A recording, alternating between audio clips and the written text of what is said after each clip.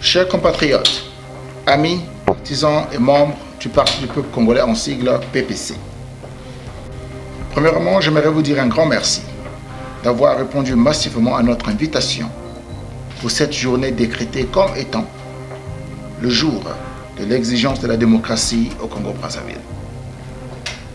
En ce même moment, nos camarades d'Olizy, Johannesburg, Kinshasa, Paris, Kharkov en Ukraine sont en train d'avoir les manifestations du même genre. Aujourd'hui, nous annonçons à nos membres et partisans que le Parti du peuple congolais participera dans un nouveau front des partis de l'opposition qui se constituera dans quelques jours. Le vice-président de notre parti, M. Paul-Marie Mpouélé, et ses collègues ne prendront plus part aux activités du front des partis de l'opposition congolaise actuelle et de la RD. En ce jour, nous déclarons les États généraux de la nation en fin de mandat de M. Sassou n'ont aucun sens. Sinon, permettre à la mouvance présidentielle de vomir les schémas qui permettront de perdurer au pouvoir. Mais nous sommes pour la réorganisation de la vraie opposition qui garantira le vrai débat entre le peuple sur la crise multidimensionnelle dont traverse le pays. Nous exigeons une égalité sociale pour tous les Congolais, car la division ne nous bénéficie plus. La politique irresponsable du Parti congolais du travail, en sigle PCT, est une grande semence de la haine entre les Congolais. Cette politique, qui continue d'une manière rusée à promouvoir l'ethnocentrisme, le clanisme, le tribalisme et le favoritisme. L'ordre doit revenir au Congo. Nous ne fermerons plus les yeux devant la prévarication, la concussion, corruption et le laisser-aller. Le décret 2013-163,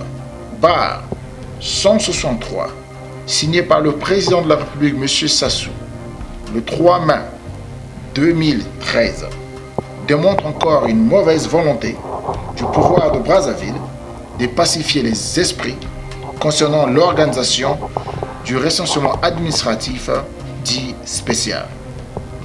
Depuis 2001, les mêmes procédures sont utilisées par le gouvernement dans la mise en œuvre des recensements. Cette fois-ci, il est inacceptable que les expériences connues lors du recensement administratif de 2007, organisé par le ministre François Ibovi pour les élections législatives de mai et juin de la même année, de la révision extraordinaire des listes électorales pour les élections locales de 2008, organisée par le ministre Raymond Boulou, de la révision ordinaire des listes pour l'élection présidentielle de 2009, de la révision extraordinaire des listes électorales et du recensement administratif de 2011 pour les élections législatives de 2012 ne se répète.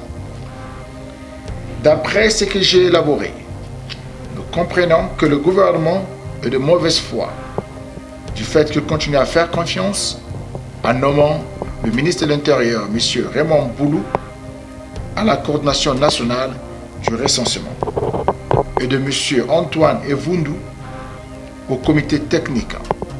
C'est le même M. Antoine Evundu qui nous a exhorté des échecs puissants dans le processus électoral organisé par le gouvernement depuis 2001 à la concertation de Dolizy. Et le pire est que il y a des commissions locales instituées dans les départements et les arrondissements placées sous la direction des membres de la mouvance présidentielle. Le gouvernement refuse toujours de créer un climat politique apaisé au Congo. Au lieu de dépenser des sommes colossales dans des concertations et colloques, nous exigeons la restauration de la vraie démocratie au Congo-Brazzaville. Pour terminer, Je demande aux membres et partisans du Parti du peuple congolais en particulier, et les Congolais en général, de faire ce qui est juste pour le Congo. À part nos divergences, le Congo est plus grand. Vive les Congolais, vive le Parti du peuple congolais. Que Dieu vous bénisse.